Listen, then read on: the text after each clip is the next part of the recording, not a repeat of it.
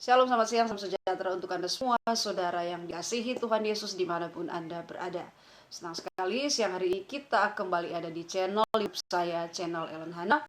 Saya berdoa buat saudara tentunya, saudara semua ada di dalam berkat-berkat Tuhan Yesus yang dahsyat, di dalam berkat-berkat Tuhan Yesus yang luar biasa.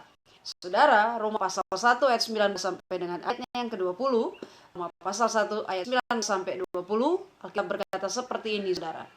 Karena apa yang mereka dapat ketahui tentang Allah nyata bagi mereka, sebab Allah telah menyatakannya kepada mereka. Sebab apa yang tidak nampak daripadanya, yaitu kekuatannya yang kekal dan keilahiannya, dapat nampak kepada pikiran dari karyanya sejak dunia diciptakan, sehingga mereka tidak dapat berdalih.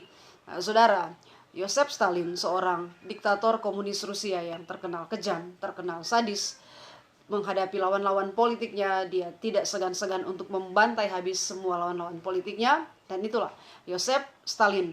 Dan saudara, sepanjang hidupnya dia seorang yang menentang Tuhan, tidak percaya dengan eksistensi Tuhan, keberadaan Tuhan. Dia tidak pernah mau percaya tentang keberadaan Tuhan. Dan ketika menjelang ajalnya, saudara, Yosef Stalin ini merasa kegelisahan yang luar biasa ada di dalam hatinya, sehingga dia memanggil seorang hamba Tuhan. Dia menyuruh pembantunya untuk memanggil seorang hamba Tuhan untuk mendoakan dia. Dan pembantunya yang sepanjang hidupnya melayani dia begitu kaget. Karena apa, saudara? Ini satu hal yang sangat aneh bagi seorang Yosef Vissarionovich Stalin untuk mendatangkan seorang hamba Tuhan untuk berbicara tentang hal-hal keilahian, hal-hal ketuhanan dalam diri Yosef Stalin. Dan setelah hamba Tuhan itu datang, saudara, Yosef Stalin berkata kepada hamba Tuhan tersebut, Bapak Pendeta, saya minta didoakan, tolong doakan saya, saudara yang kekasih di dalam Tuhan. Kemudian ada juga saya yang kedua, yaitu ateis dan bola dunia. Satu hari seorang ateis ini yang tidak mempercayai adanya Tuhan, bahwa segala sesuatu yang ada di alam semesta ini, bumi, laut, langit, dan segala isinya, itu menurut si ateis ini, itu terjadi begitu saja tanpa ada sebuah oknum, tanpa ada sebuah pribadi, ada sebuah tangan yang ilahi yang menciptakan itu semua. Satu hari si ateis ini, saudara, dia berkunjung ke rumah temannya yang adalah seorang anak Tuhan, seorang yang percaya kepada Tuhan Yesus.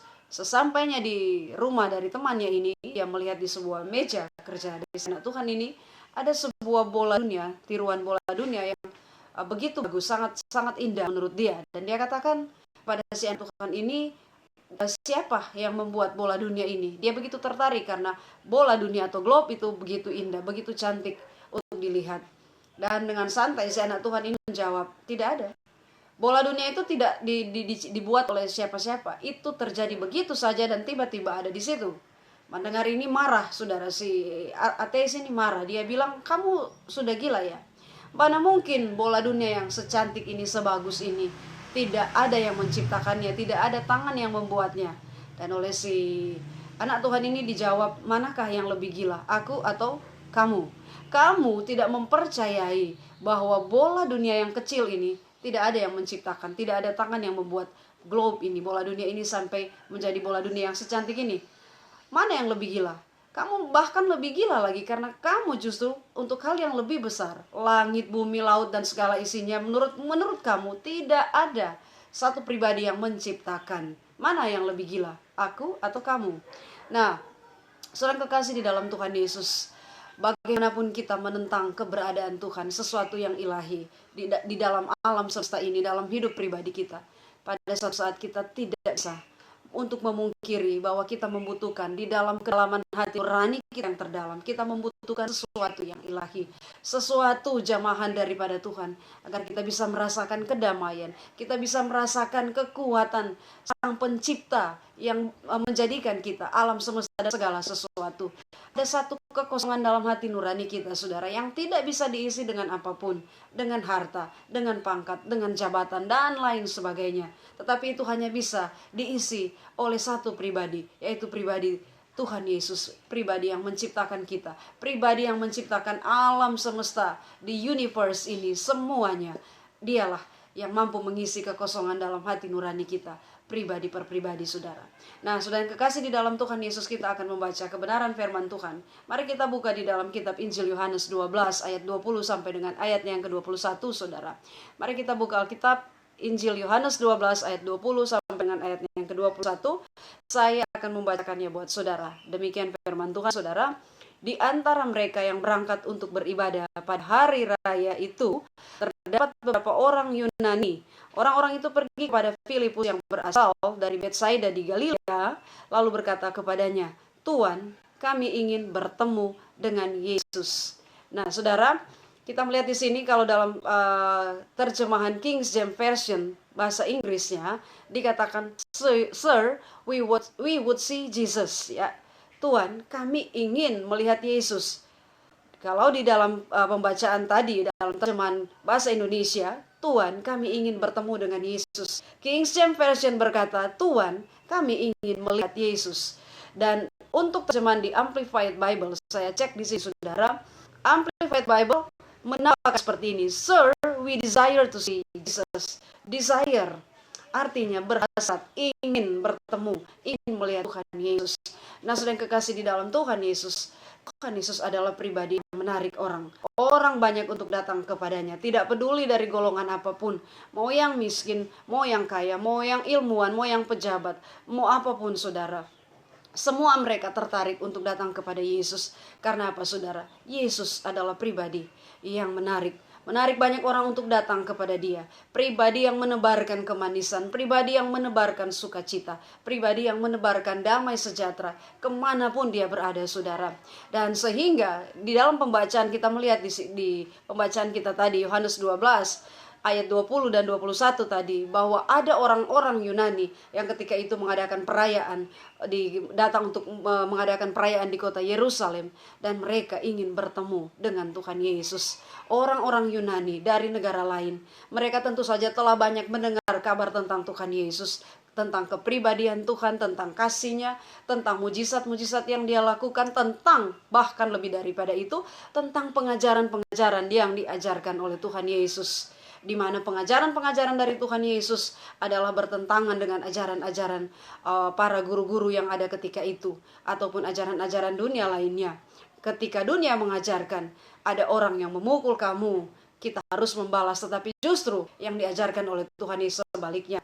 Ada yang menampar pipi yang sebelah, berikan juga yang sebelah. Ada yang mengajak kamu jalan 500 meter, kamu harus jalan sejauh 1 kilometer, bahkan juga 2 kilometer. Dan itulah yang membuat orang-orang Yunani ini, Alkitab mencatat, ketika menghadiri perayaan di Yerusalem, mereka bermaksud untuk bertemu dengan Yesus. "Sir, we want to see Jesus." Tuhan, kami ingin untuk melihat Tuhan Yesus. Dan saudara, dalam Lukas pasal 19, Alkitab mencatat kisah tentang Sakeus, seorang pemungut cukai. Dan kemudian saudara, dia ingin bertemu dengan Tuhan Yesus. Dan kalau saudara baca di kitab Lukas pasal 19, di situ dikatakan oleh Alkitab mencatat, dan Sakeus ini ingin melihat orang seperti apakah Tuhan Yesus itu, orang seperti apakah seorang kepala pemungut cukai. Dia tertarik untuk melihat Yesus. Seperti apa sih yang dikatakan orang-orang Yesus ini?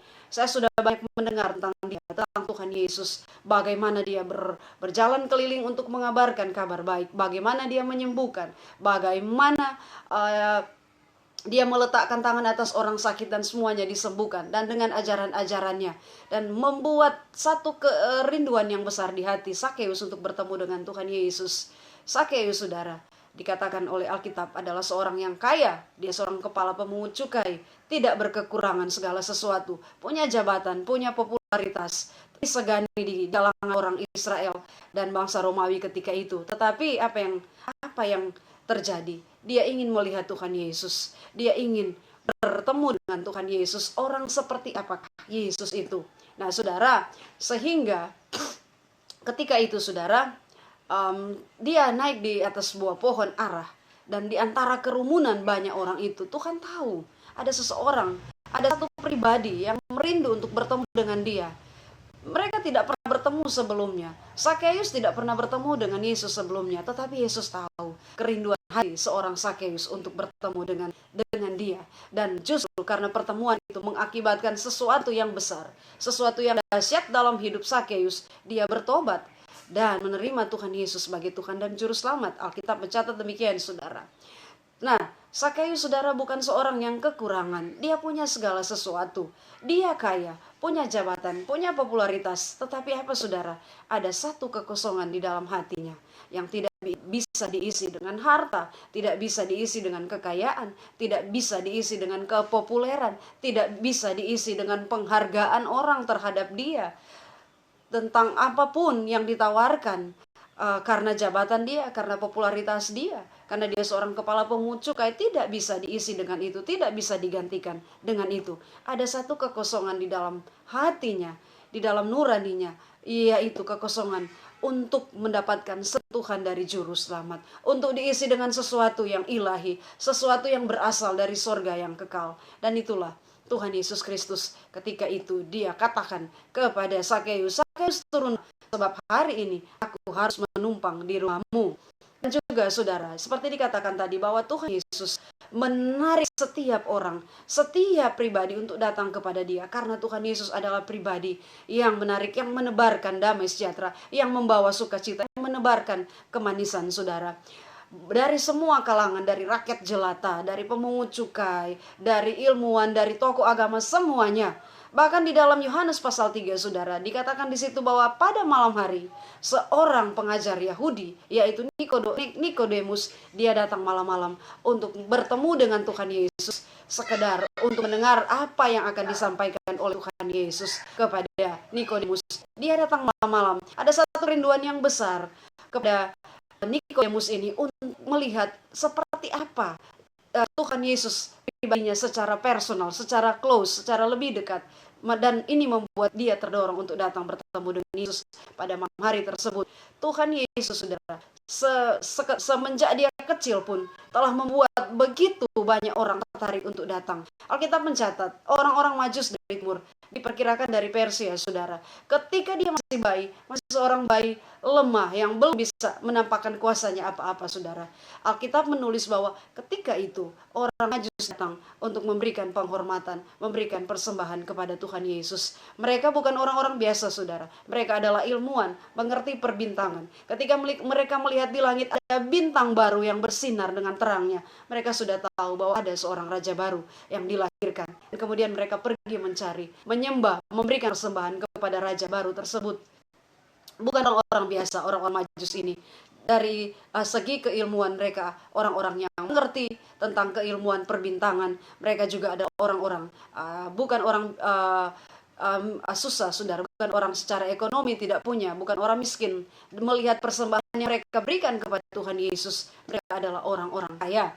Mereka diperkirakan adalah ilmuwan dan juga bangsawan dari Persia, saudara kekasih dalam Tuhan Yesus. Dan satu hal yang luar biasa, Tuhan Yesus, Alkitab mencatat saudara, tidak pernah dia menolak kedatangan siapapun yang datang kepada dia.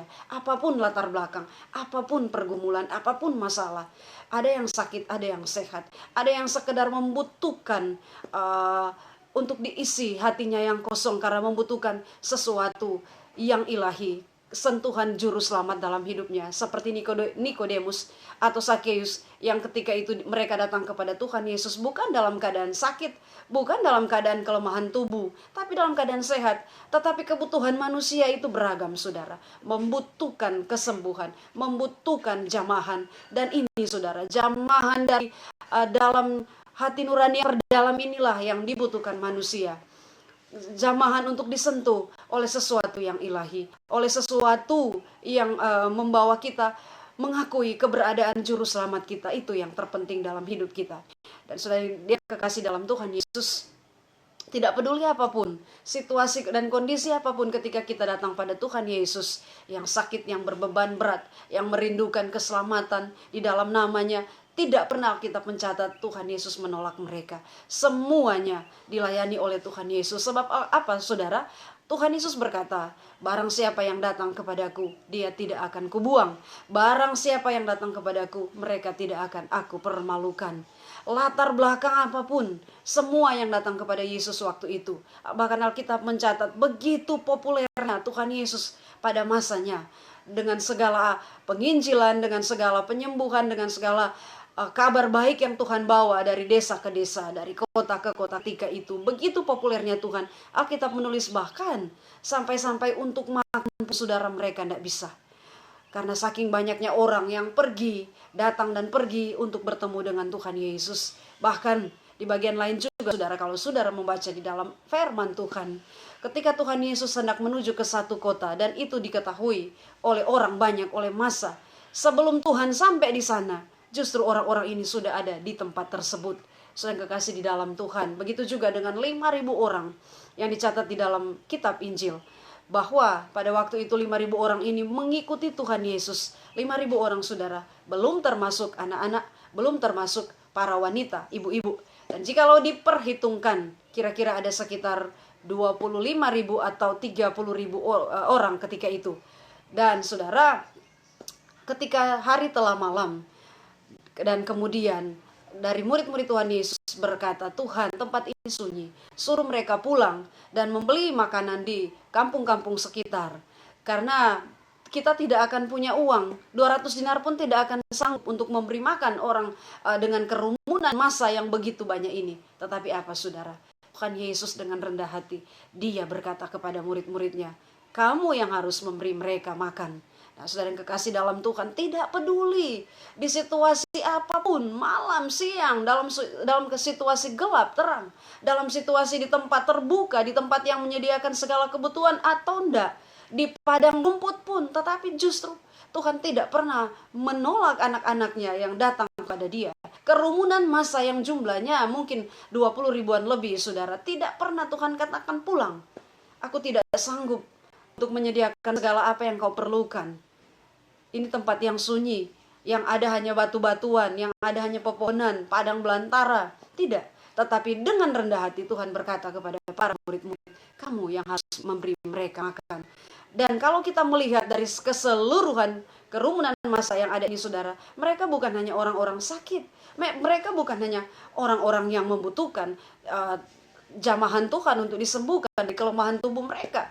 Barangkali di antara kerumunan itu saudara ada yang sakit kusta, ada yang pincang, ada yang penyakit apapun saudara, ada yang bisu, ada yang tuli, semuanya. Dan bahkan juga bukan hanya mereka yang sakit, tetapi ada juga mungkin saudara yang dikejar-kejar hutang piutang, atau mungkin juga yang stres, yang dalam keadaan putus asa karena tekanan, karena pergumulan, masalah apapun dalam kehidupan mereka. Dan mereka mengikuti Yesus sampai ke padang gurun tersebut. Sehingga satu waktu ketika hari sudah menjelang malam, ada murid-murid Tuhan Yesus. Petrus berkata, Tuhan, suruhlah mereka pulang, tempat ini sunyi. Demikian juga dengan kita mungkin hari-hari ini saudara, kita berkata, Tuhan, usahaku saat ini mandek, sakit, penyakit aku Tuhan sudah tidak kuat lagi aku tanggung. Menghadapi segala sesuatu, pandemi ada di mana-mana, membuat kocar-kacir usahaku, ekonomi aku. Ditambah lagi dengan pergumulan yang lain, dari dalam masalah keluarga, dari luar masalah di tempat pekerjaan, dan membuat kita semua kemudian berkecil hati, bersusah hati. Tetapi seperti apa yang dikatakan oleh firman Tuhan, datang kepada Tuhan Yesus, sekalipun di tempat yang dikatakan sunyi, sekalipun di tempat yang kalau secara rasio pikiran manusia tidak ada apa-apa untuk ditawarkan, tempat ini sunyi, tidak ada bahan makanan di situ, tidak ada rumah sakit di situ, tidak ada rumah penduduk di situ untuk dimintai pertolongan. Yang ada hanya padang gurun, batu-batu semata-mata, pohon-pohonan. Tetapi Tuhan dengan rendah hati saudara, dia katakan, kamu yang harus memberi mereka makan. Alkitab tidak pernah mencatat Tuhan menyuruh pulang anak-anaknya dengan sia-sia ketika mereka ingin datang kepada Tuhan Yesus. Tuhan tahu kehadirannya membawa sukacita, kehadirannya membawa damai sejahtera, kehadirannya membawa kemanisan sorgawi. Tuhan Yesus tahu kehadirannya membawa pemulihan. Tuhan Yesus tahu kehadirannya membawa pertobatan, mengisi hati yang merindukan pemulihan, mengisi hati setiap orang yang membutuhkan jamahan ilahi, jamahan juru selamat Kristus Tuhan Yesus. Dan dia tahu itu saudara, sehingga dia tidak pernah menolak mereka yang mau datang. Tidak peduli Tuhan itu capek, tidak peduli dia lelah, tidak peduli dia waktunya untuk mau doa, tidak peduli saudara. Tapi Alkitab mencatat Bahkan Tuhan sendiri berkata, barang siapa yang datang kepadaku, mereka tidak akan kubuang. Barang siapa datang kepadaku, dia tidak akan aku permalukan. Saudara kekasih di dalam Tuhan, datang kepada pribadi yang manis itu, datang kepada pribadi yang rendah hati itu, datang kepada pribadi yang lembut itu, yaitu Tuhan Yesus. Dia jawaban dari segala permasalahan kita. Dia jawaban dari segala sesuatu yang menjadi kegelisahan kita hari-hari ini. Dunia memberi jawaban, dunia yang semu, dunia memberi jawaban yang cuman bisa untuk dipakai sementara saja. Tetapi Tuhan Yesus memberikan jawaban bagi kita anak-anaknya untuk segala situasi, segala musim dalam kehidupan kita. Saudara kekasih di dalam Tuhan, kalau orang-orang Yunani saja yang asalnya dari luar negeri, bukan orang Yahudi, bukan orang Israel, bukan umat perjanjian Tuhan ketika itu, mereka begitu berhasrat di tengah-tengah tujuan mereka untuk datang beribadah di kota Yerusalem ketika itu. Mereka masih sempat untuk bertanya kepada Filipus, "Sir, we want to see Jesus." Tuhan, kami ingin melihat Yesus. Kami ingin temu dengan dia untuk melihat, untuk mendengar langsung tentang ajaran Tuhan Yesus, tentang kasihnya, tentang pribadinya secara lebih dekat, melihat langsung. Dan itu menjadi kerinduan dari orang-orang Yunani ini. Orang-orang yang ketika itu ada jauh dari Tuhan Yesus, tinggal di negara Yunani. Apalagi dengan kita hari-hari ini, yang mungkin kita semenjak kecil, kita sudah diajarkan tentang Tuhan Yesus, tahu banyak tentang kekristenan. Mari saudara, apapun masalah kita, datang pada pribadi yang lembut itu, datang pada pribadi yang rendah hati itu, datang pribadi yang manis itu. Tuhan Yesus tidak akan pernah menolak kita. Apabila kita datang kepadanya, tidak peduli apapun masalah kita, seberat apapun pergumulan kita, dia tidak akan pernah menolak kita, tidak akan pernah membuang kita. Saudara yang dikasihi oleh Tuhan Yesus, seperti Sakeus, di dalam segala kemewahan yang dia punya, seorang kepala pemungut cukai, di dalam segala kepopuleran yang dia punya, dikenal di mana-mana, tetapi saudara, di dalam relung hatinya yang terdalam, dia membutuhkan jamaah juru selamat. Ada satu yang kosong di dalam hatinya, dan itu hanya bisa diisi dengan kehadiran Tuhan Yesus Kristus. Hari-hari ini, apapun yang menghadang di depan kita, saudara, pandemi yang kita tidak tahu sampai kapan akan berakhir, yang pasti kita jalan bersama dengan Tuhan Yesus itu saja, saudara. Kita melakukan apa yang menjadi kehendak Dia, hidup dalam perkenan Tuhan. Itu satu hal yang sudah luar biasa buat kita anak-anak Tuhan. Dengan setiap hari berjalan bersama dengan Dia, datang kepada Dia, pribadi yang manis itu, pribadi yang lembut itu, kita tidak akan dibuang oleh Tuhan Yesus, kita tidak akan dipermalukan oleh Dia. Tuhan Yesus memberkati saudara.